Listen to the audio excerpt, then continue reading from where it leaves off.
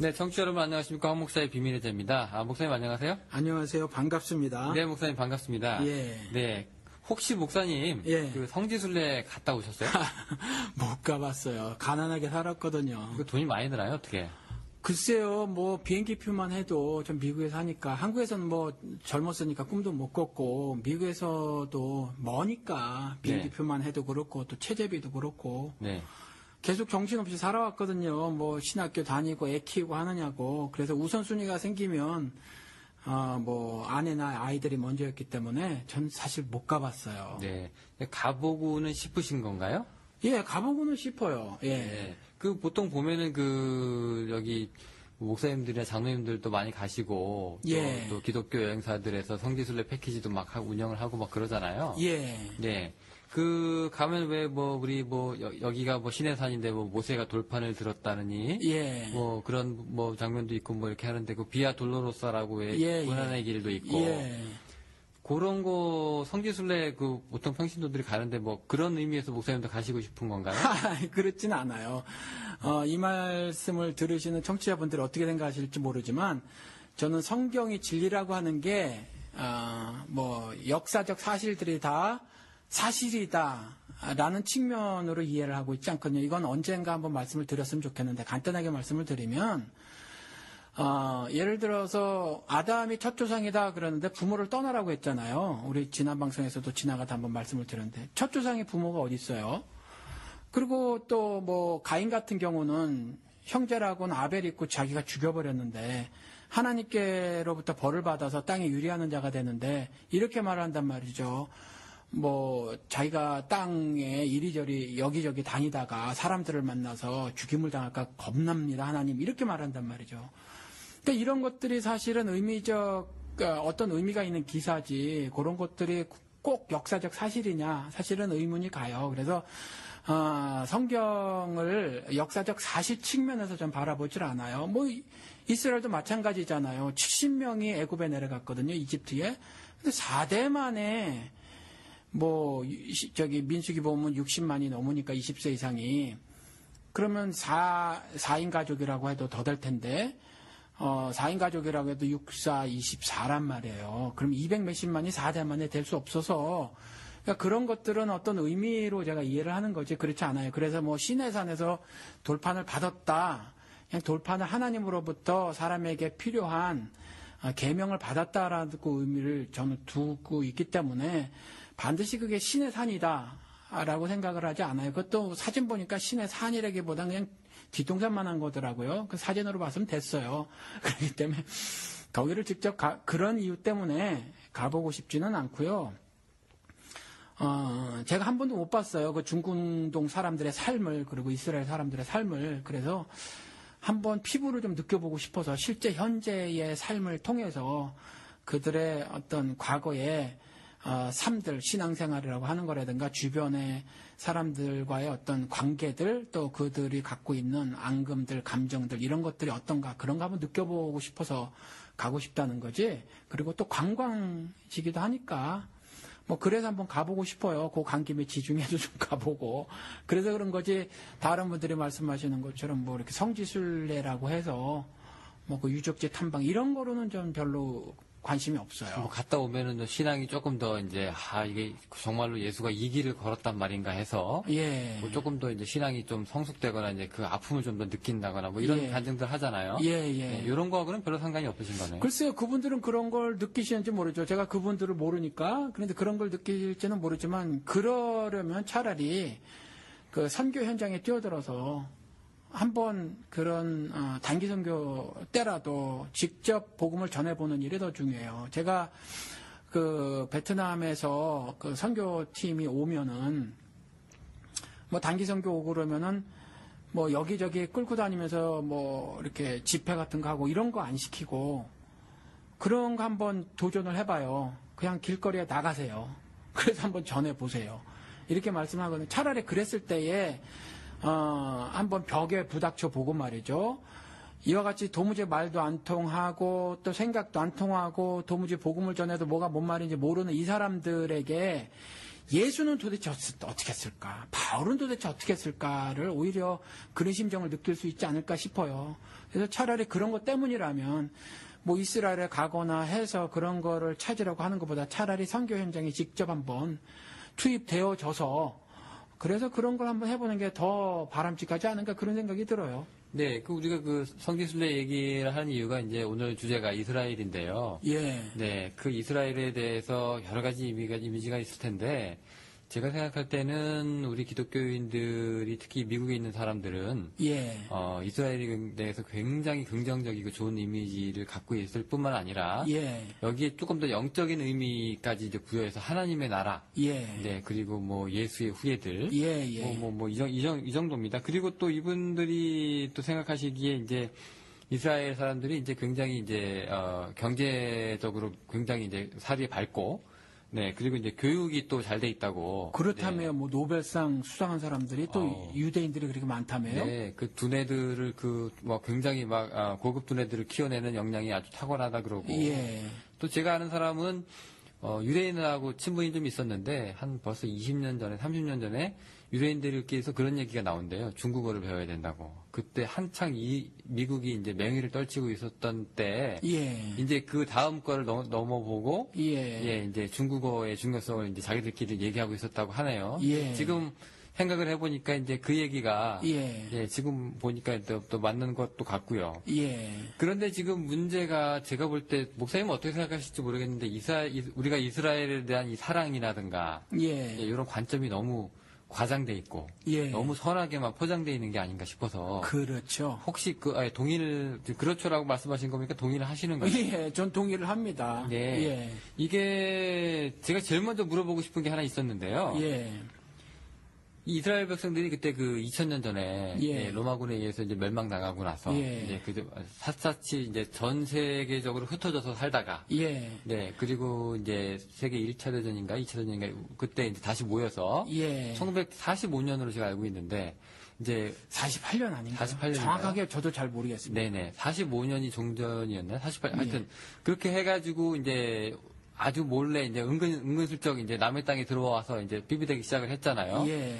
그리고 나서 이제 주위에 있는 아랍 국가들을 하나씩 이제 몰아내기 시작을 하면서 예. 지금의 이제 예. 땅을 지금 차지해서 여기 옛날에 우리가 살던 땅이야. 예. 라고 딱 이제 선점을 한 거잖아요. 예. 이거가 예. 이게 지금 제가 알고 있는 사람들 중에서는 이게 너무나 당연한 얘기로 알고 있거든요. 왜냐하면 예. 하나님이 주신 땅이었기 때문에 예. 다시 찾은 거다. 예. 거기에 대해서 한국 사람들 특히 그리스도인들은 아무 문제가 없는 것 같아요. 예. 그런데 이거에 대해서 우리가 과연 이게 의미가 있는 행동인지 좀 기독교인으로서 목사님한테 좀 묻고 싶었어요. 예.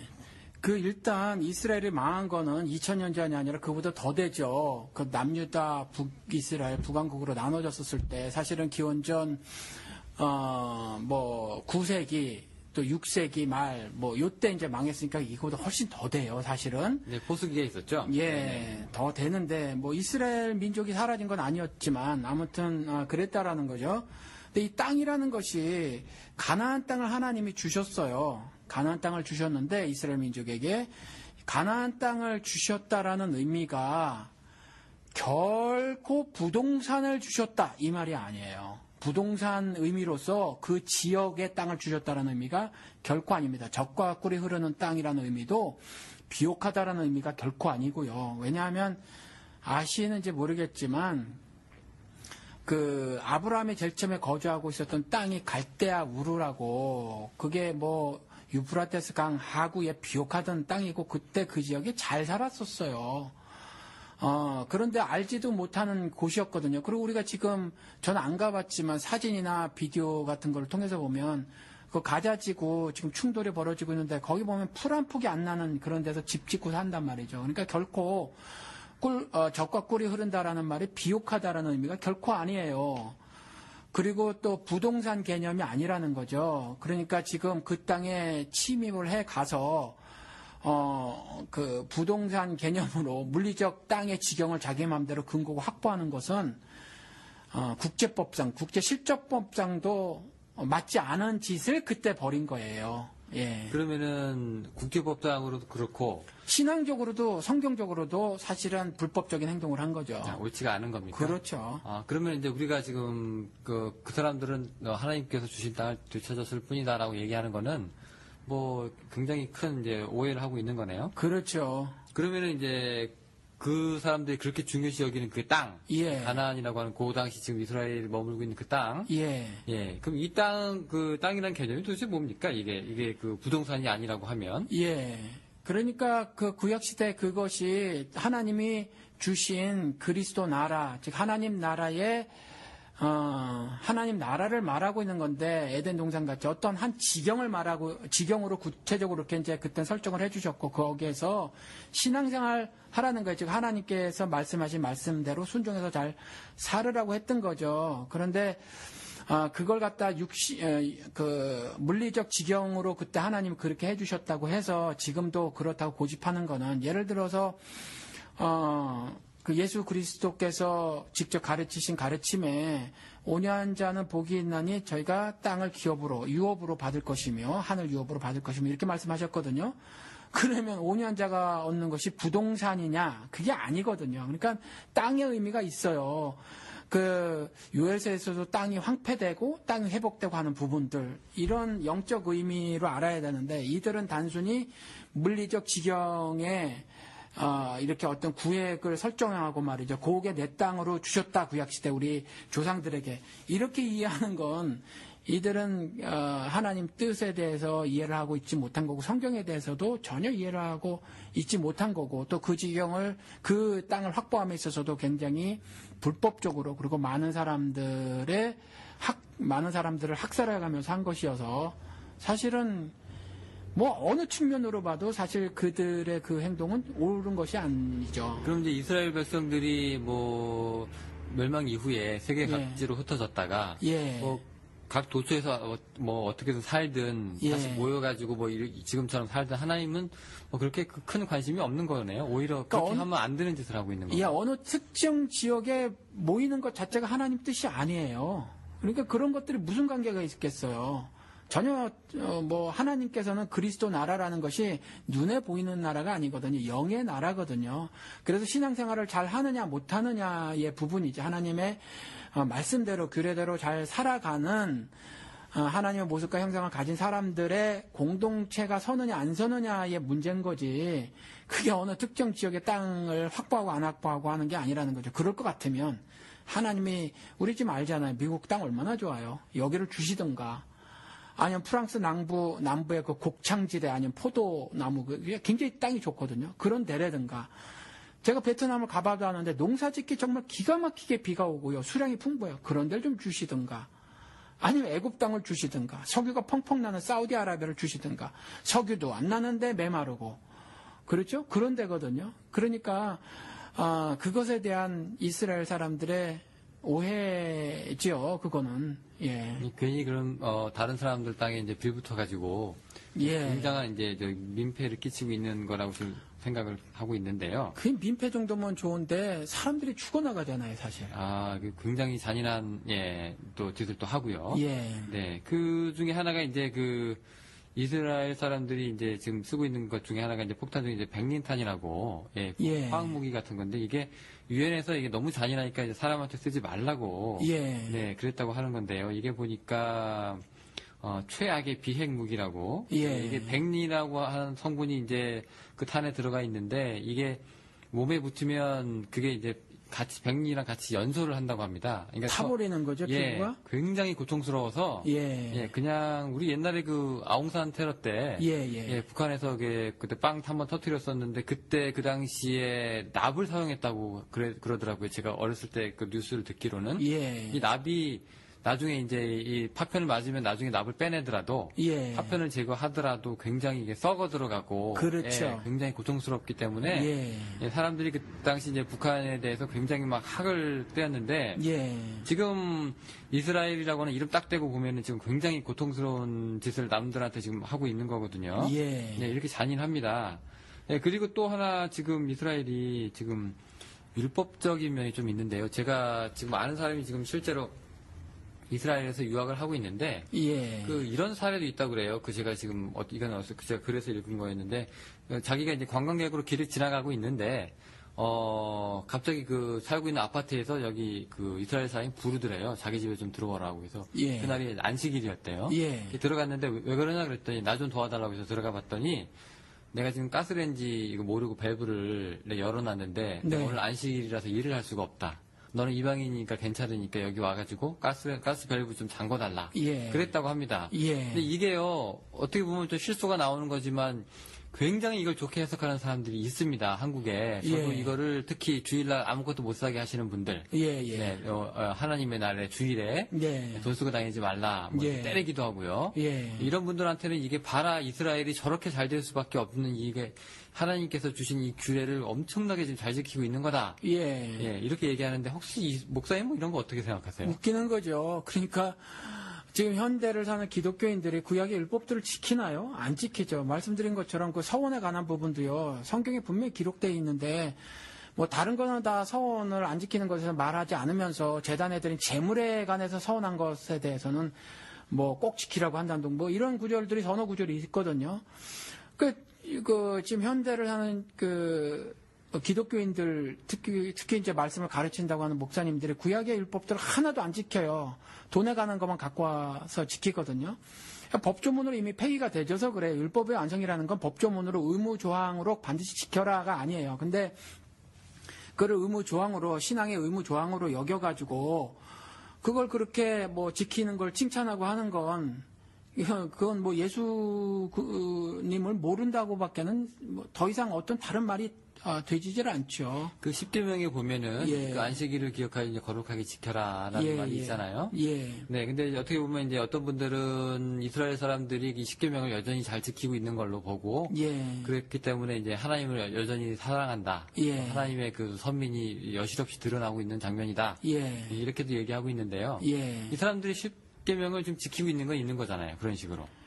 그렇죠. 근데 성경을 특별히 구약의 율법들을 문자적으로 이해를 하면 안 돼요. 그래서 예수 그리스도께서 십자가에서 완성하신 그것이 있기 때문에 그 비밀을 알고 그 의미를 깨달아서 신앙생활을 해야지 구약 시대에 있는 그 율법들을 하나하나 조항으로 여겨서 그것들을 열심히 지키려고 하는 건 불신앙이고 그것에 대해서 바리새인들과 예수님은 대충돌을 벌이셨고요. 그리고 그것은 하나님을 반역하는 것이라고 분명히 말씀하셨고 또 그것들을 지키고 있는 유대인들에게 조상들의 유전, 사람의 유전을 지키는 것이라고 말씀을 하셨고 결국 그와 같은 것들은 궁극적 심판을 면하지 못할 것임을 말하고 있기 때문에 그것들을 두둔하는 것 역시 하나님의 궁극적 심판을, 종국적인 심판을 당할 수밖에 없는 믿음이에요. 그거 유대인들이 살고 나간 집에서 보면은 그 뒷사람들이 나중에 제가 사진을 본 적이 있는데 왜 문 같은데 밑에 이제 문설주나 이런 문 보면은 밑에다가 이제 성경 구절을 히브리어로 적어가지고 예. 거기다 이제 붙여넣기도 하고 예. 이사 나갈 때 이제 떼고 나가야 되는데 이제 못 떼고 나가는 그런 사례들도 많이 보거든요. 예. 그러니까 성서에서 이제 구약에서 나오는 그런 얘기들이 뭐 너희들은 이렇게 말씀을 해서 뭐 해가지고 뭐 이마에 붙여라 어디에 놔라 어디에 놔라 예. 하는 그대로 지금도 이제 지켜지고 있잖아요. 예. 지금 그렇게 큰 의미가 없다. 큰 의미가 없다가 아니라 전혀 의미가 없다죠. 그게 전혀 무슨 의미가 의미가 없다. 있어요. 그러니까 네. 저는 성경 물론 차분하게 한다는 입장에서 좋지만 뭐 성경 외우기 같은 거 이거 불신앙이에요. 하나님의 뜻을 실천하고 사는 것이 중요하지. 그러니까 성경을 오늘 읽잖아요. 정말 마음을 담아서 성경을 통해서 하나님이 누구시며 그분의 하신 일이 무엇이고 성격은 무엇인가를 관심을 가지고 읽으면 그 중에 그 말씀들이 도처에서 여러 가지 것들에 보게 되고요. 뭘 보게 되냐면 자기가 어떻게 살아야 될까를 결정할 수 있거든요. 그렇게 해서 신앙생활 하면 되지. 이거를 뭐 딸딸딸 외우고 있다 까먹으면 어떡하지? 그러니까 예를 들어서 이걸 외운다는 것 자체가 외워서 뭐 할 건데요. 실제 삶하고 무슨 관계가 있다고. 그러니까 사실은 2개, 3개 외울 것 없이 오늘 읽고 사실은 지난 방송에도 말씀을 드린 것 같은데 성경 첫 페이지부터 마지막 페이지까지 하나님은 딱 한 가지 말씀하시는 거예요. 자유. 그 자유는 죄로부터의 해방이거든요. 그리고 죄로부터 해방됐다는 건 의롭게 되는 거고요. 그래서 의롭게 되리라 하는 건 믿음을 가져야 한다라는 거고 또 믿음을 통하는 것, 믿음을 통해서지만 그런 것들은 하나님의 전적인 은혜에 의해서 주어진다. 이거 하나예요. 성경의 말씀은. 그러면 그 밖에 여러 가지 우리 실제 삶에 있어서의 여러 가지 다양한 모습들을 구약 같은 걸 통해서 기록을 해놓고 신약에 그와 같은 것들을 원리화해서 써놓은 것들이 많이 있어서 우리 삶의 이러저러한 경험들, 뭐 삶의 어떤 모습들, 조각들 이런 것들에 있어서 내가 신자의 삶이 어때야 되는 것들을 결정하고 살면 되는 거거든요.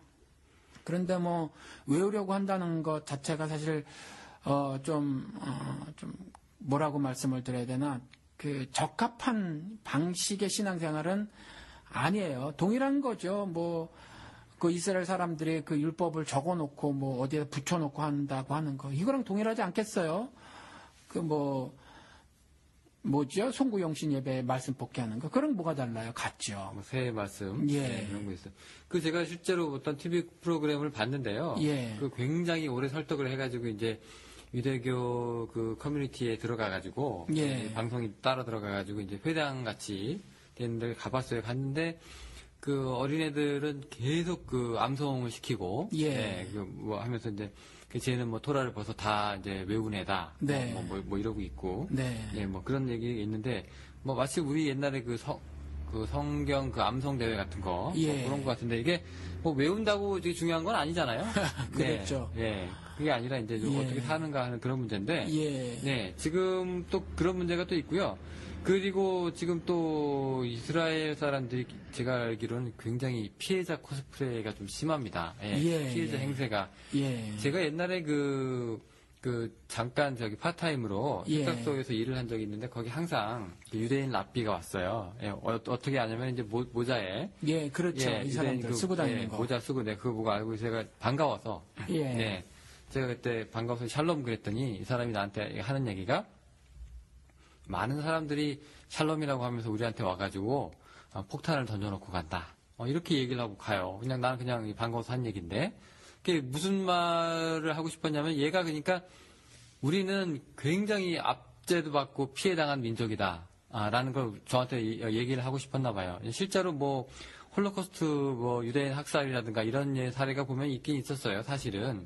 예, 있긴 있었는데 굉장히 자기들이 이제 피해자인 척을 하고 있는 것이 저는 조금 이게 관점의 균형을 좀 맞춰야 된다고 생각을 하는 게 지금 아시다시피 목사님도 아시다시피 지금 주위에 지금 팔레스타인 그 아랍 국가들하고 지금 이스라엘이 좋은 관계가 아니잖아요. 예. 전쟁을 하면은 압도적인 경제력이랑 압도적인 무기를 갖고 있는 사람이 이 이스라엘이 계속 지금 주위에 있는 그 아랍 국가들 막 누르고 있다고요. 예. 네, 그때 어느 전에 제가 사진도 봤더니 그 탱크 이스라엘 군사들은 이제 탱크를 갖고 이제 진격을 하고 아랍 애들은 그 앞에서 이제 돌을 갖고 이제 탱크한테 던지는 네, 뭐 그런 걸 제가 봤는데 지금 봤을 때 누가 다윗이고 누가 골리앗인지 거꾸로 된 것 같거든요. 예. 네. 그러니까 아랍이라고 얘기하면 이제 전체 뭐 중근동의 그 국가들을 말하니까 좀 아랍이라고 하면 그렇고 그 팔레스타인 지역을 말씀하시는 거니까 경제력은 사우디아라비아 같은 경우도 굉장하죠.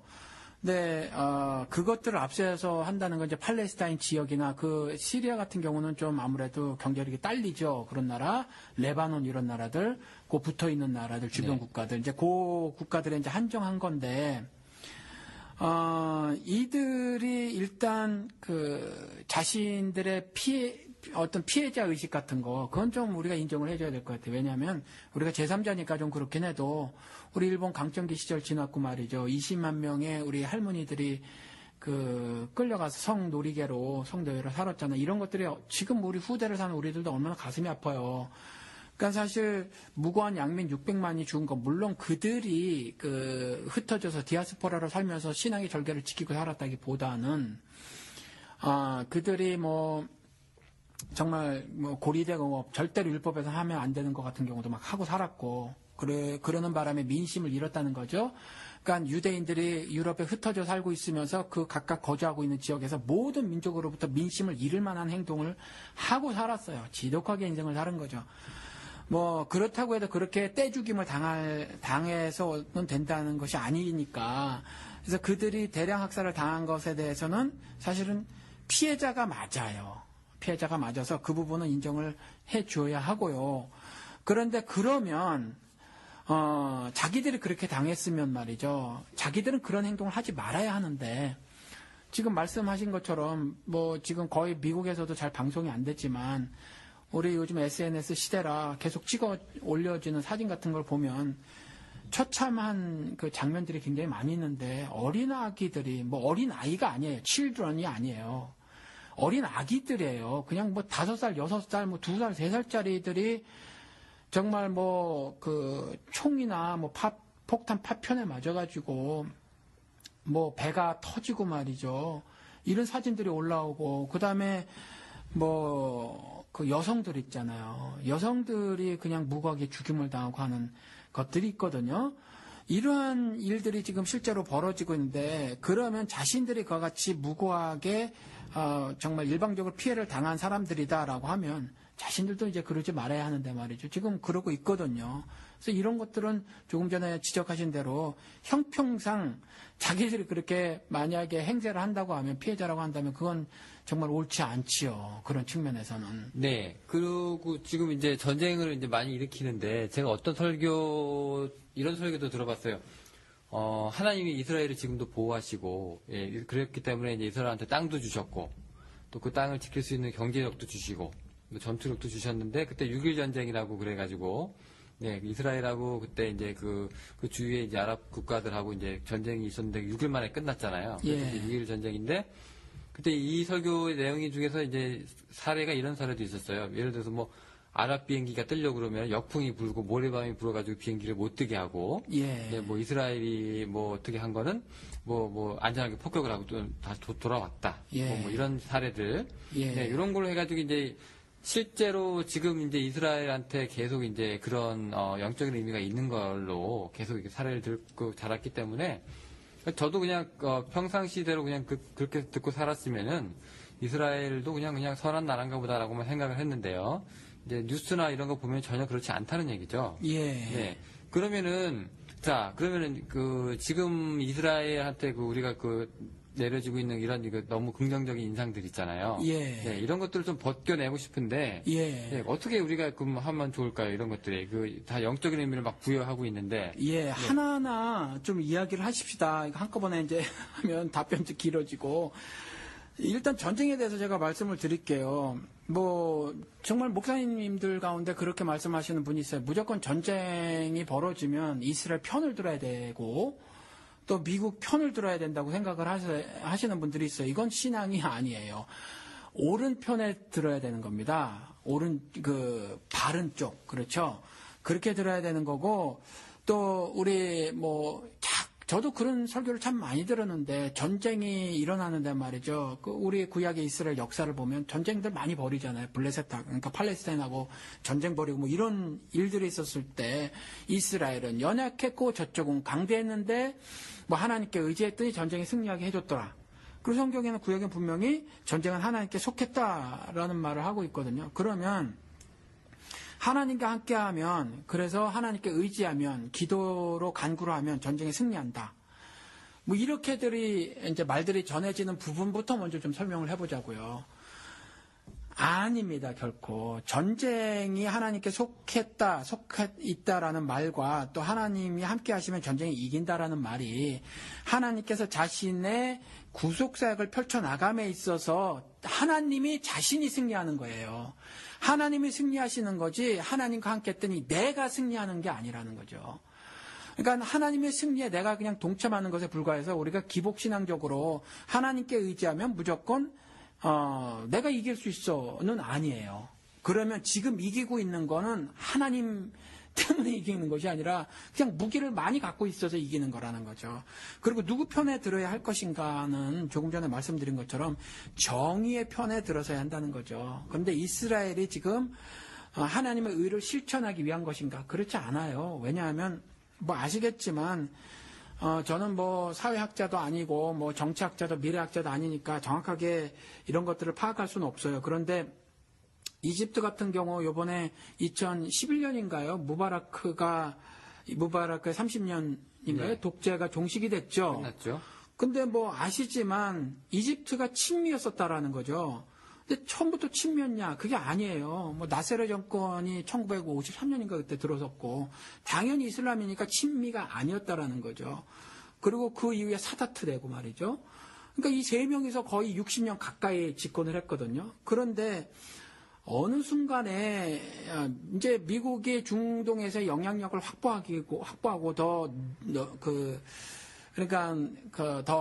크게 하기 위해서 그 헤게모니를 확보하기 위해서 말이죠. 그러한 작업들을 벌이는 가운데에 뭐 이집트를 포섭을 한 거죠. 쉽게 말해서. 그리고 이제 그게 넘어갔어요. 그러니까 이집트도 이스라엘하고 전쟁을 벌였거든요. 벌였는데 어느 날 이제 이스라엘하고 친해지는 거예요. 어느 날. 그러니까 미국이 그 뭐 캠프 데이비드인가 뭐 어떤 거기에서 뭐 해가지고 이스라엘하고 이집트하고 화해도 하고 뭐 이러거든요. 그러니까 무슨 말이냐면 이스라엘은 절대적으로 그 하나님을 신앙하는 신앙인으로서 신앙하는 민족으로서의 자신들의 정체성을 확보하려고 했다거나 아니면 자신들의 행동을 결정하려고 한 건 아니고 주변의 어떤 정황들 그리고 미국이라는 강대국을 통해서 뭐 이러한 일들을 벌인 거거든요. 그래서 사실은 자신들의 어떤 그 정치적, 외교적, 경제적 이익을 확보할 수 있으면 사실은 주변의 국가들 다 이슬람 국가들인데 그들하고 얼마든지 연합을 했고요. 그리고 그것들하고 충돌되는 뭐 이슬람도 강경파가 있고 온건파가 있다면서요.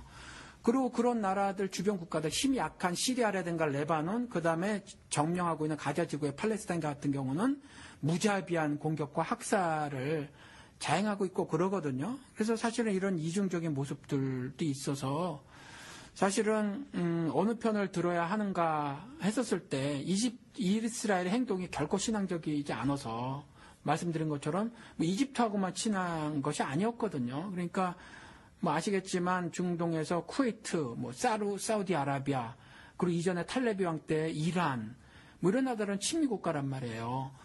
그러니까 이들의 독재 정권을 그대로 유지시켜주고 무바라크의 독재 정권을 유지시켜주고 그리고 자국의 이익을 확보하기 위해서 중군 동지에서 미국이 그렇게 했고요. 그 미국의 뒤에 APEC이라는 이스라엘이 그 기구가 있고 또 그것들을 통해서 중동에서의 어떤 정치적 힘의 뭐 균형 같은 거 아니면 확보 같은 것들을 이스라엘이 확보하려고 하는 그냥 탐욕적인 행동에 불과하고 그 탐욕을 이루기 위해서 살상까지라도 조금 전에 무슨 탄이요?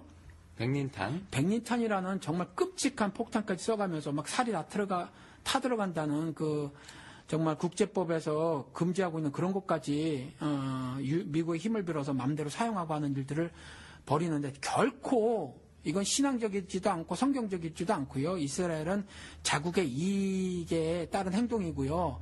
또 조금 더 확대해서 생각을 해보면 미국이 중동에서의 어떤 그 헤게모니 확보, 자국의 이익 확보에 좀 넓은 시각에서로 보면 그런 일의 진행이라는 거죠. 그래서 무조건 기독교 교인이라고 해서 미국 편을 들고 이스라엘 편을 드는 것은 결코 하나님 뜻이 아니에요. 지금 아까 말씀하신 것처럼 지금 강자가 지금 이스라엘이잖아요. 예. 이스라엘이 절대적인 강자로 지금 군림하고 있는데 예. 지금 그래서 그런지 지금 그 증거가 여실히 나타나는 게 예. 몇 년 전에 그런 일이 있었어요.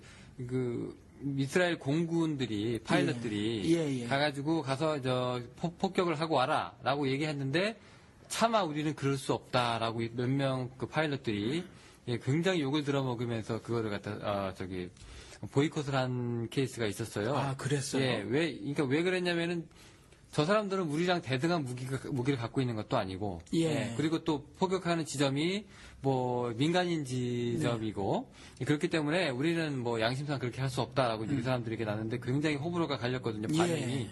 저는 오히려 저런 사람들이 더 하나님의 선민이 아닌가 라는 생각을 하고 있는데 하나님을 신앙하는 사람이라고 하십시다. 왜냐하면 하나님의 선민이란 말은 좀 더 다른 해석이 필요하니까 네네. 그건 좀 이따 말씀을 나누기로 하고 알겠습니다. 네, 그러면 오히려 더 그런 모습들이 하나님을 믿는 사람들의 그 바른 모습이 아닌가. 그렇죠.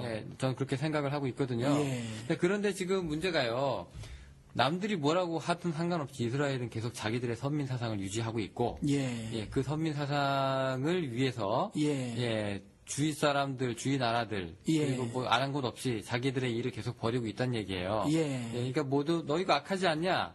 너 이거 잘못하고 있는 것이 아니냐? 라고 주위 나라에서 얘기를 해도 그냥 자기들의 그 선민의식 가지고 이제 밀어붙이고 있다는 얘기죠. 예. 그걸로 다시 이제 합리화하고, 예. 이런 것들이 있는데, 이런 거에 대해서 그 사람들의 선민의식에 대해서 목사님께서 좀 하실 말씀이 좀 있으신가요?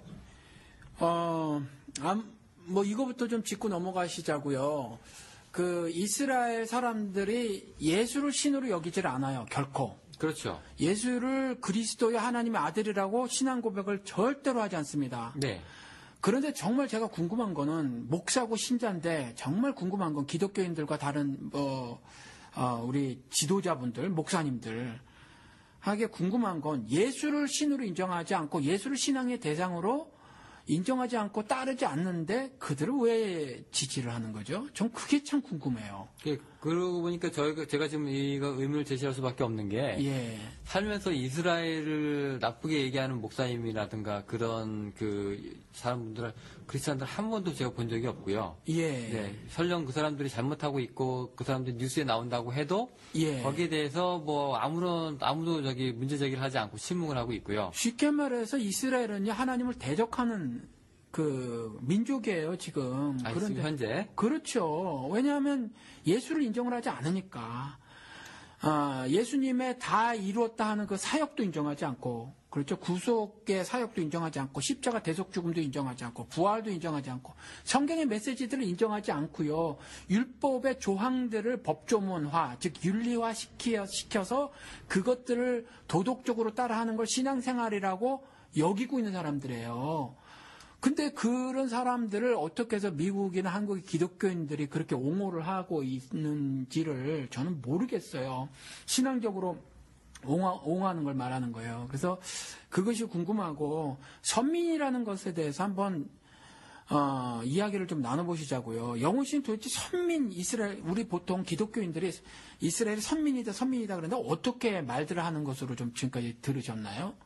제가 볼 때는 뭐 선민이라고 하는 게 뭐 자기들의 정체성하고 직결이 되어 있는데 뭔가 조금 우리나라도 왜 그런 뭐 이 세상 여러 가지 국가들이 있는데 이게 자기 창조설화라든가 그다음에 뭐 탄생설화라든가 보면은 뭐 하늘 뭐죠 황제가 나와가지고 직접 뭐 아들을 내려주셨다거나 뭐 이런 여러 가지 그렇죠. 있죠.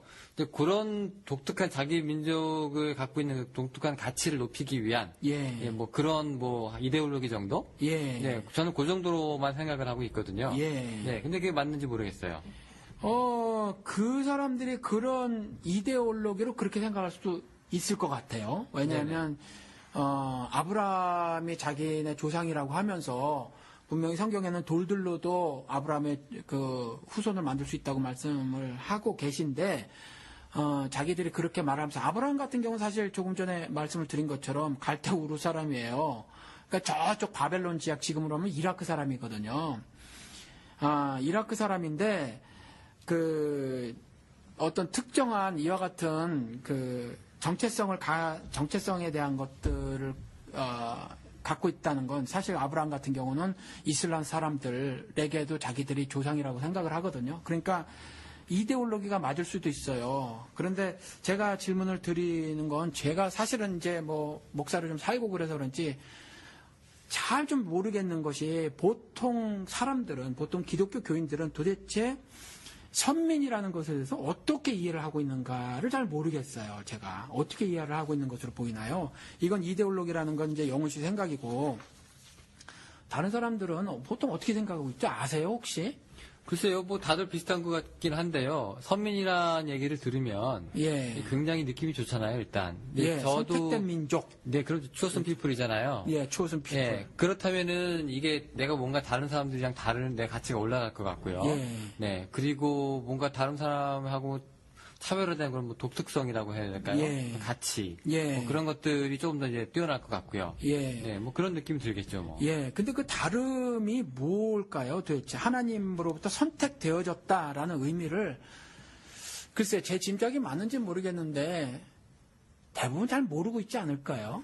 일단 뭐 나시린도 그렇고 예. 뭐 성서에 뭐 그런 얘기들이 구약에 많이 나오잖아요. 예. 그러니까 어떤 무슨 사명을 띈 사람, 예. 뭐 어떤 뭐 특별한 임무가 이제 주어진 사람, 예. 이런 사람들이 이제 하나님의 뭐 선택된 사람이라고 하잖아요. 뭐 예. 삼손처럼 힘이 세다거나, 예. 네, 이 분명히 뭐 차별화된 사람들이거든요. 예. 구별되고, 예. 네, 뭐 이런 맥락에서 보면은 예. 뭐 선민이라고 하는 거는 일반 사람들하고 다르게, 예. 예, 특별하게 하나님의 뭐 어떤 일을 위해서, 예. 예, 그 픽업된 사람들, 예. 예, 그러니까 선택받은 사람들, 예. 뭐 그 정도 수준이 아닐까. 예, 그게 옳아요. 그러니까 선민이라는 거, 선택된 민족이라고 하는 거는요, 철저하게 하나님께서 자신의 구속사역을 이뤄나가시기 위해서 그냥 선택하신 거예요. 그러니까 이스라엘의 공로가 하나도 없어요. 완전히 도구로 사용하시기 위해서 선택하신 거예요. 그러니까 도구 위에 아무 의미가 없어요. 그게 로마서에서 보면 로마서 9장에서 11장까지가 이스라엘에 관한 이야기인데 거기서도 보면요. 돌 감람나무라고 말을 하고 참 감람나무 말을 하면서 참 감람나무를 이스라엘로 말하는 거거든요. 그리고 돌 감람나무를 이방인 즉 이스라엘 이외의 모든 족속을 말하는 거예요. 그런데 여기서 접붙임 이야기가 나와요. 그래서 이 참 감람나무인 이스라엘 통해서 이방 민족에게 하나님의 구속 사역 즉 사랑의 구원의 역사를 펼칠 건데 그때 이와 같이 그냥 도구로 이용하신다라는 의미로서 선민이에요. 다른 뜻 아무것도 없다는 거죠. 그러면 이 도구는 이제 교회 시대로 와서는요. 모든 믿는 자에게 부여된 사명이거든요. 그러니까 신약 시대 와서는 이스라엘에 특별히 선민지위가 없어요. 완전히 사라진 거거든요. 그런데 아직까지도 자기들이 선민이라고 하면서 그 지위를 확보하려고 하고 있고 또 더 나아가서 특별히 그 도구로서의 선민임에도 불구하고 그것이 아니라 자기들만 하나님의 백성이라고 이스라엘 사람들 그렇게 우기잖아요. 자기들만 하나님의 백성이라고 하는 것은 사실은 성경에 대한 무지막지한 오해라는 거죠. 그런데 그것을 만약에 혹시 한국이나 미국의 기독교인들이 그 생각을 수용하고 지지를 한다면 그것 역시 잘못된 해석이에요. 그 이스라엘 사람들이 이제 그 랍비랑 인터뷰를 한 걸 봤는데요. 예. 하는 얘기가 제발 우리를 그냥 가만 내버려둬라. 예. 우리는 우리대로 살고 니네는 니네대로 사는데 예. 우리는 결코 니네 보고 유대교를 개종하라고도 선교도 하지 않을 것이고 예. 우리는 결코 그런 방식으로 이렇게 뭐 전파를 강요를 하지 않을 것이고 예. 그럴 거니까 제발 우리는 그냥 다만 예. 이방인들에게 바라는 것은 단 한 가지. 예. 우리를 그냥 이대로만 내버려만 다오라는 예. 게 전부거든요. 예. 자, 그런 의미에서 그러면 이 사람들이 하는 얘기는 자기들이 갖고 있는 이 선민의식이라고 하는 거는요. 예. 그냥 이 사람들의 그 아이덴티티거든요. 예. 그러니까 목사님께서 얘기하시는 그 도구로서의 활용 가치라든가 예. 활용 임무라든가 이런 게 아니고 예. 이 사람들이 갖고 있는 그 선민의식이라는 거는 그냥 우리의 정체성이에요. 예. 그럼 잘못된 거네요? 그렇죠. 이 사람들이 이제 말씀을 받았거든요. 율법을. 그리고 이제 성전을 이 사람들에게 지으라고 했어요. 그리고 거룩한 도성이라고 상징되는 예루살렘 이것이 또 그 요한계시록에서 보면 알지만 이것이 장차 도래할 새하늘 새 땅을 상징하고 있는 거거든요. 그러니까 이 말씀과 성전이라는 이 두 개가 자신들의 그 정체성을 확보하고 있다고 생각을 하고 그 확보된 정체성이 자신들만 하나님의 백성이라고 생각을 하는 거예요. 그런데 말씀은요 전 세계에 전하라고 주어진 거예요. 전하라고 주어진 거. 그래서 아브라함에게도 모든 민족의 복의 근원이 되는 사명을 주시고 그것이 너의 복이라고 하신 거거든요. 그러니까 그냥 놔둬라고 하는 것은 이게 일종의 이제 자기들만 하나님 백성이라고 하는 선민의식인데 쉽게 말해서 이 선민의식에 쪄들은 거예요. 이게 우리 요나도 보면 알지만 니느웨에 가서 복음을 전해라. 이랬더니 못 가겠다는 거죠. 왜 못 가겠다고 했냐면 물론 가서 해를 당할 수도 있겠지만 진짜 하나님 백성이라면 그 해를 두려워하지 않을 거거든요.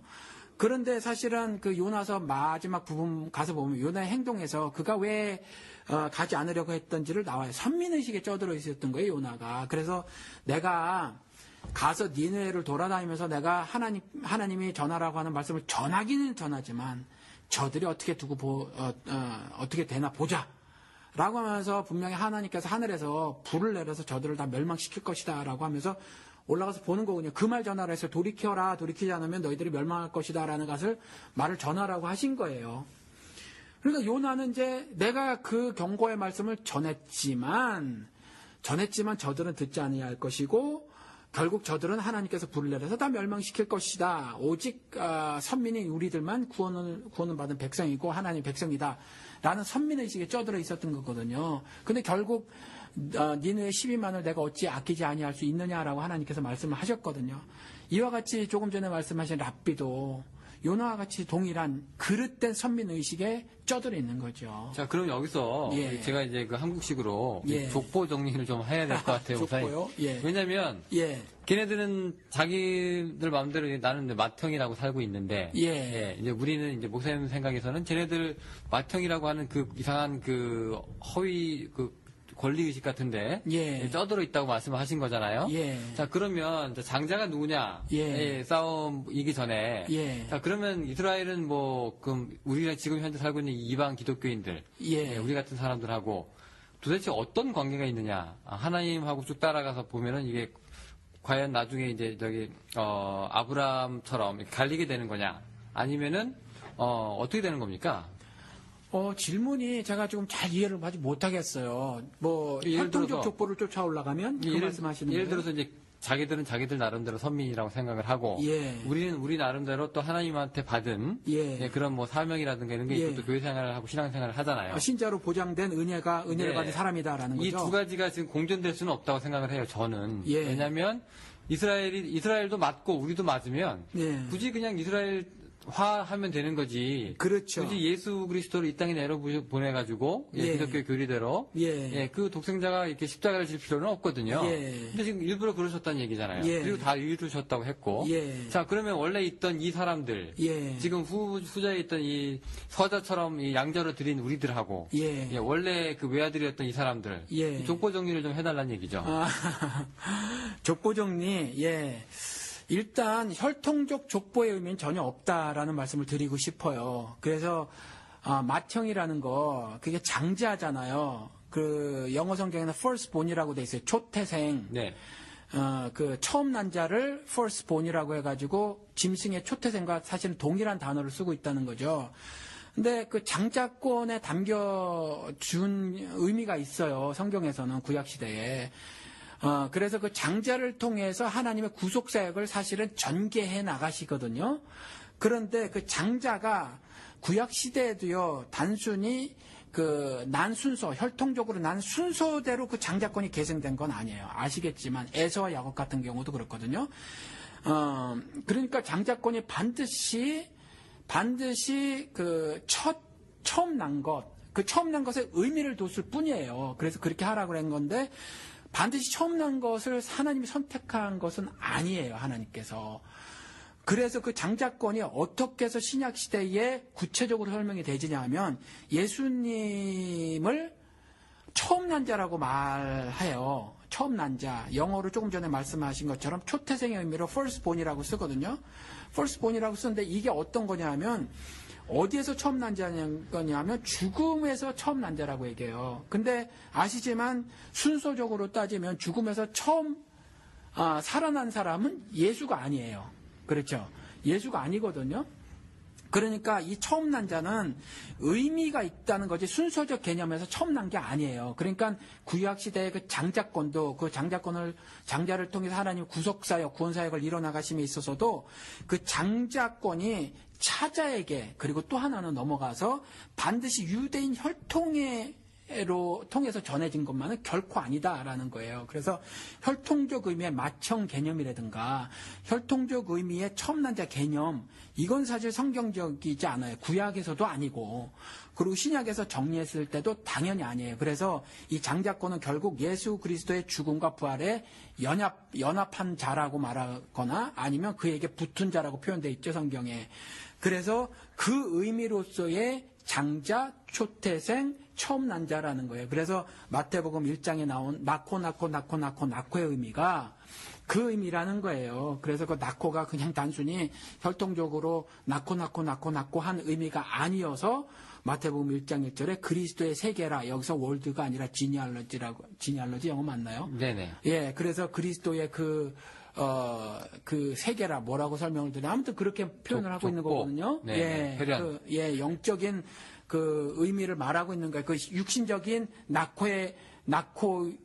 낳는 역사를 통한 그 하늘 역사의 의미가 거기 담겨져 있음을 그 족보를 통해서 말씀하고 있는 거거든요. 근데 그걸 단순히 혈통적 족보로만 따져서 이스라엘 혈통인 우리들만 하나님의 백성이라고 하거나 뭐 이렇게 하는 건 성경에 대한 몰이해죠. 그러면은 예를 들어서 이제 우리 같은 경우에는 이제 예. 예수 그리스도 일반 신자들은 예수 그리스도 이후로 이제 그 예수 그리스도를 신앙하면서 예. 이제 하나님 나라를 이제 맛보게 되고 예. 이제 신앙생활을 우리가 쭉 하잖아요. 예. 자, 그럼 우리 이스라엘을 어떻게 합니까? 이 사람들은 이대로 놔둬야 되나요? 아니면 어떤 사람들처럼 이스라엘에 이제 선교를 하러 가서 니네 그거 아니다. 예수 그리스도를 믿어라. 라고 얘기를 해 주는 게 맞나요? 그러니까 이스라엘은 아프가니스탄은 동일해요, 지금. 그냥 이방 종교를 믿는 거죠. 유대교는요, 유대교는 이방 종교예요.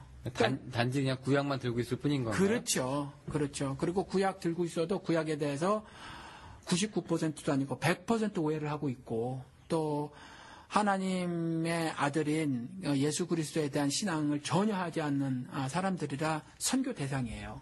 선교 대상이다. 예, 그러니까 그거 이상의 이하의 의미가 전혀 없어요. 그러니까 특별히 이스라엘을 그 신앙적으로 신학적으로 지지하는 일은 결코 성경이 말하는 바가 아니라는 거죠. 그런데 목사님 이 사람들이 지금 믿고 있는 그 선민의식 중앙에서는요. 예. 그 하나님과 자기들 간의 그 약속 계약이라고 하는 커버넌트라고 하는 그런 게 지금 자리 잡고 있는데 예. 뭐 메시아를 아직도 기다리고 있다거나 예. 뭐 하나님이 이제 너희 자손들을 어떻게 뭐 아주 저 별같이 많게 해주시겠다는 거나 예. 아니면은 결코 너희를 버리지 않겠다고 하는 거나 예. 네, 여러 가지 뭐 성서에 나오는 구약에 나오는 수많은 말들이 있잖아요. 예. 그것들 그대로 아직까지 여전히 이제 신앙하고 있고 예. 네, 그렇기 때문에 이제 그 서민의식이 거기서부터 이제 발로가 되는 건데 예.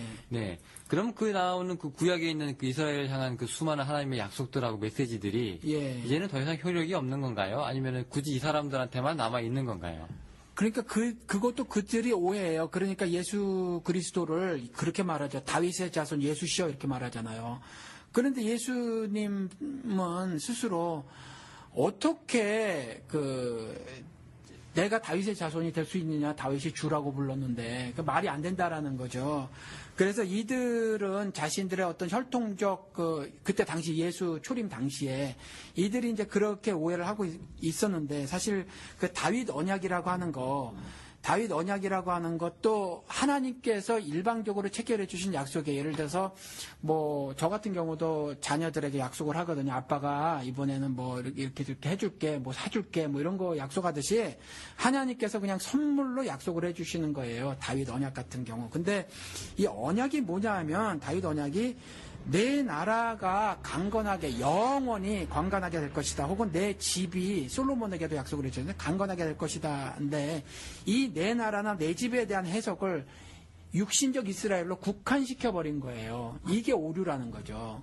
그러니까 혈통적 이스라엘로 국한시켜버렸는데 이게 아니라 그리스도 나라를 말하는 거거든요. 이게 그리스도 나라를 창설하실 것이고 그 나라를 강건하게 하실 것이라는 거지. 그래서 사도행전에서도 보면 주의 나라가 회복됨이 이때니까라고 물어봤을 때 그거 너희들은 몰라라고 말씀하시는 거죠. 그리고 그러니까 이스라엘이 완전하게 오해를 하고 있는 것이어서 그리고 이 언약 같은 경우는 이제 내 나라가 영원히 견고하게 될 것이다라고 하는 것이 어떤 구체적 방식이냐면 말씀을 주셨잖아요. 그래서 그 이사야서에서도 59장에 가서 보면은 내가 약속을 주는데라고 말한 것이 뭐냐 하면 영어로 제가 한마디 해볼게요. 미국에 가니까. 네, 괜찮습니다. 죄송합니다. 정치회 여러분들. 요게 좀 영어가 더 이해가 확실해서 The agreement that I made to people 이렇게 돼 있거든요. 그러니까 내가 사람들에게 해준 약속이라는 거거든요. 그런데 내가 사람들에게 해준 약속이 뭐냐 하면 내 입에 말씀이 있게 하고 내 후손의 입에 말씀이 있게 하고 내 후손의 후손의 입에 말씀이 있게 한 것이다라는 거예요. 그리고 두 번째 구약 시대에는 다윗처럼 다윗도 그랬죠. 시편 51편 11절처럼 주의 성령이 내게서 성신이 떠나지 말게 하옵소서. 다윗도 삼손처럼 이렇게 성령이 떠나시고 임하시게 했거든요. 그래서 위에 임하셨어요. 그런데 이제 내주하시는 성령님이 되시거든요. 그러니까 내 영이 임하게 될 것이다. 이 두 가지 약속을 해주신단 말이에요. 이게 언약이에요. 그러니까 이스라엘 사람들이 자기들의 모세를 통해서 받았다가는 그 율법 있잖아요. 법. 이것이 내 나라가 강건하게 되는 구체적인 것이었거든요. 근데 이 내 나라가 어떻게 네 나라죠. 네 나라가 이 사람들은 이렇게 강건하게 될 것이고 그것에 대한 구체적인 것이 율법을 받는 것, 말씀을 받는 건데 이것이 오직 이스라엘, 혈통적 이스라엘에게만 주어졌다라고 믿는 거예요. 그러니까 그것이 이들의 굉장한 오해고 그래서 이들이 신약을 인정하지 않고 예수를 인정하지 않는 겁니다. 그런데 참 안타까운 거는 이스라엘의 모계사회가 전쟁을 많이 겪으니까 모계사회가 있었고요. 그 다음에 아브라함의 그 자손들 가운데서도 이방 족속이 있었고, 이방 족속이 아니라 죄의 종이라고 말하고 있는 그 종의 자식들도 있었고 말이죠. 뭐 이런 거거든요.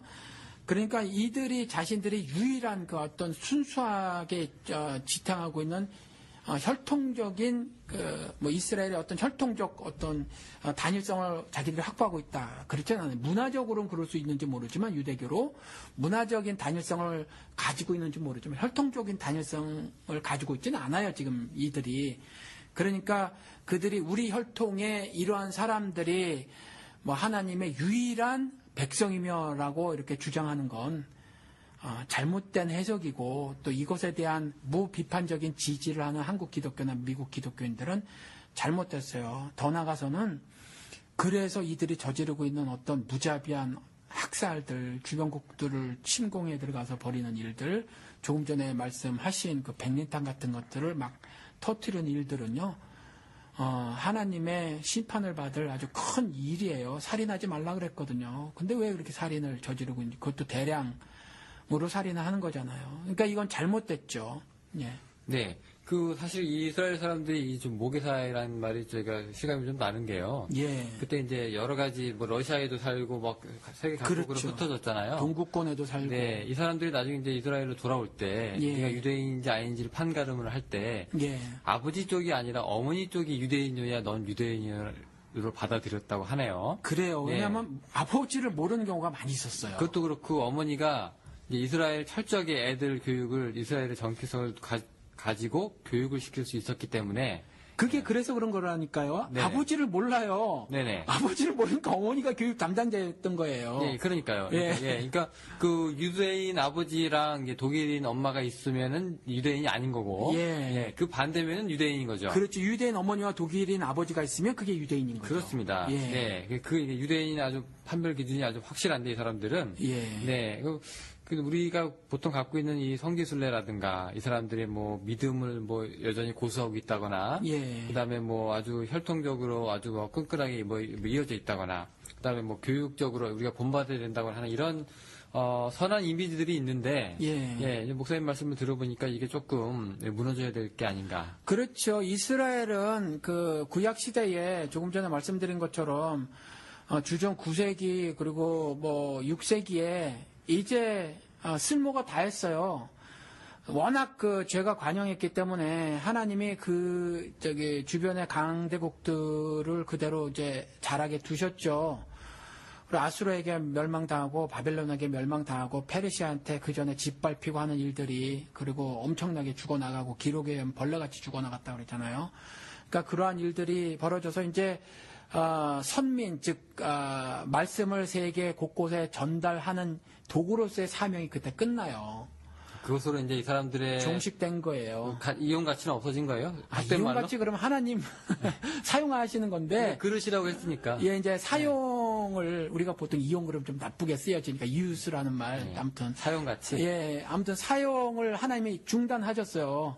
그러니까 더 이상 이스라엘은 선민으로서의 정체성이 없어요. 그러니까 지금 현재 존속하고 있는 이스라엘은 단순히 범죄 집단에 성경적으로 보면 불과한 거죠. 그리고 그것이 종식됐고, 그런데 이제 계시록의 장래 역사를 보면 예수님이 초림하시고 7년 대환란이 있었을 때 대회심 사건이 벌어지고 이스라엘이 그때 다시 살아나죠. 살아나는데 여기서도 제가 다시 말씀을 드리지만 로마서에 온 이스라엘의 구원을 받을 것이라 이렇게 말을 하는데 이 온 이스라엘은 혈통적 개별을 말하는 것이 아니에요. 그러니까 개별적인 모두를 말하는 것이 아니라 야곱에게 주어진 이름 이스라엘 있잖아요. 그렇죠. 그러니까 약속의 후손으로서 하나님의 은혜의 택정을 입은 자들, 하나님의 그 구속사역의 은혜를 입은 자들, 그것의 믿음이라는 것들을 보인 사람들을 말하는 거지 혈통적 모두를 말하는 것이 아니다라는 거죠. 그럼 지금 저기서 이제 백린탄 빵빵 쏘고 있는 사람들은 예, 뭐 백린탄을 빵빵 쏘고 있는 저 사람들은 예. 지금 목사님이 얘기한 그런 의미의 이스라엘은 아니네요. 회복. 그렇죠. 결코 아니에요. 저들은 그냥 하나님 앞에서 반역을 저지르는 것에 불과합니다. 그냥 한때 조상이 하나님한테 쓰임 받았던. 그렇죠. 네, 뭐 그런 것에 불과하다. 그렇죠. 네, 이 방송 나가고 청취자들 굉장히 깜짝깜짝 놀라시는 분들이 아마 있을 것 같은데요. 그럴까요? 왜냐면 굉장히 불편한 얘기거든요, 이게. 왜냐면 저 같은 경우에도. 예. 그냥 쓸데없이, 그냥 할 일 없이 이스라엘이 좋은 나라라고 계속 그렇게 알고 산 지가 벌써 수십 년이었기 때문에. 예. 아무도 보호받아야 할 민족으로 그럼요. 우리가 알아서 이스라엘 위해서 기도합시다 그러잖아요. 예. 교회 사람들이 알지도 못하고 뭐 이런 얘기 하는데 이미 보호받기에는 너무 큰 예. 너무 악행을 저지르는 예. 그런 나라가 되어버렸습니다. 괴물이 됐어요. 괴물이 됐죠. 그래서 종식시키셨다니까요. 하나님께서 성경을 보시라고요. 이스라엘이 망하고 회복되지 않아요. 근데 지금 저들이 저렇게 나라를 만들고 하는 건 그냥 하나님 앞에서 범죄를 저지르는 거죠. 그냥 자기들 살 길 찾아서 그렇죠. 어거지 쓰는 그런 민족이 된 건가요? 예, 전혀 신앙적이지 않아요. 그런데 성경은 또 진리를 믿고 있으니까 마지막 때에 말세 때가 아니라 말세는 그리스도 초림 이후 재림 이전 시기를 말세라고 해서 말세 때가 아니라 마지막 때 그리스도가 오시고 난 이후에 이스라엘이 다시 회복되는 역사가 일어날 거예요. 그때 그 이스라엘은 지금 이스라엘은 아니라고 아까 아니죠. 그리고 그 숫자가 14만 4천이라고 요한계시록에 되어져 있는데 그 14만 4천이 뭐 여러 설이 있지만 저는 어느 한 가지를 똑 이렇게 찝어서 지지를 할 수 없겠어요. 그냥 저는 모른다. 이렇게 말을 해놓고 있고요. 12지파에서 뭐 14만 4천 명이 그 회복이 될 거예요. 근데 그게 전적으로 이스라엘이라는 거죠. 뭐 그것에 대해서 별의별 말이 다 있지만 한 가지 제가 분명한 건 그건 그냥 이스라엘이라는 거예요. 그런데 그 수가 얼마나 될 것인가는 모르고 그리고 지금 현재 이스라엘 저들은 분명하게 아니라는 거죠. 왜냐하면 이스라엘은 멸망당했고 종식당했고 성경을 통해서 보면 다시 회복이 되지 않는다라는 거죠. 예수 그리스도 재림 이전까지는. 그러니까 그냥 이스라엘의 팔자는 아니죠. 사주죠.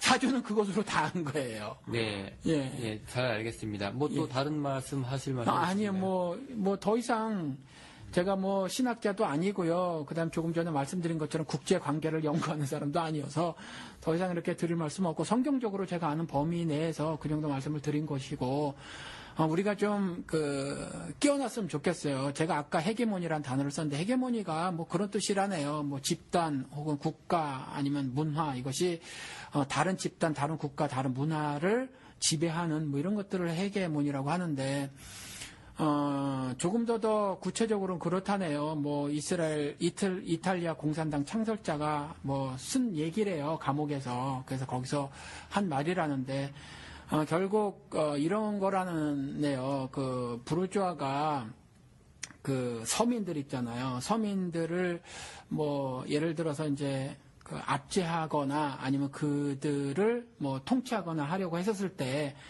그냥 힘으로서만이 아니라 사회 제도 뭐 이런 것들을 통한 힘으로서만이 아니라 어떤 생각, 관념 이런 것들까지 지배를 해서 그 피지배 계급의 심정적 동의를 얻어내는 것까지를 포함한대요.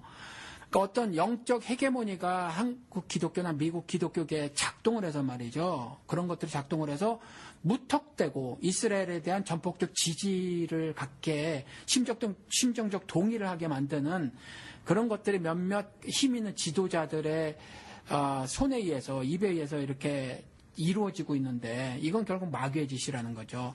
그들이 이스라엘에 대한 전폭적인 지지 이것을 어떤 헤게모니 쥐는 것으로 마귀가 그들을 이용을 해서 말이죠. 이스라엘에 대한 무조건적인 뭐 이유 없이 그저 그들을 지지하게 만드는 일이 벌어진 것이 아닌가. 그런데 마귀가 이와 같이 영적 헤게모니를 쥐고 있는 현상으로 우리가 똑바로 알아야 된다는 거죠. 그래서 성경만이 유일한 가이드라인이어서 이스라엘은 그것으로 끝이었다 그러면 그냥 끝으로 알아야 해요. 끝으로 알아야 하고 그냥 참 감람남의 역할 이것 때문에 그 선민이었다라는 것으로 우리가 이해를 잘 해서 네네. 예 그렇게 이스라엘에 대한 입장 또 시각을 잘 정리해야 할 줄로 믿습니다. 예, 그렇습니다. 사실 그게 이제 이스라엘이든 미국이든 예. 예, 우리만 착해, 예, 우리만 선해, 우리만 특별해 이러면 또 세상 사람들이 굉장히 골치 아파지기 시작하는데요. 예. 오늘 그런 면에서 우리가 그리스도인들이 알게 모르게 이스라엘에 대한 짝사랑을 많이 하고 있었었는데 예. 오늘 좀 1시간 정도 목사님께서 잘 교통 정리 및 족보 정리를 잘 해주셔가지고 아마 청취자 여러분들께서 많은 도움이 되셨을 걸로 생각을 하고 있습니다. 그럼 저희는 아니 혹시 그래서 네. 조금 전에 말씀하신 것처럼 이것에 대해서 혹시 혼란스럽거나 뭐 네네. 이런 부분이 있으면 뭐 댓글을 좀 남겨주시면 언제든지 댓글로 예 추가 설명을 좀 드리도록 하겠습니다. 네, 저희가 따로 또 특별한 에피소드를 만들면 되니까요. 예 그리고 공부를 좀 더 하고 연구를 좀 하고 해서 네네. 답변을 드리도록 할 테니까 이것에 대해서 혼란스러우시거나 네. 뭐 그러시면 11조에 대해서는 그런 그 의견이 있었거든요. 그와 같이 근데 저에게 개인적으로 하신 거라 이와 같이 답글을 주시면 또 최대한 네네. 답변을 드리도록 하겠습니다. 네. 저희는 그러면 다음 시간에 또 다른 에피소드를 청취자 여러분들 만나뵙도록 하겠습니다. 목사님 감사합니다. 예, 안녕히 계세요.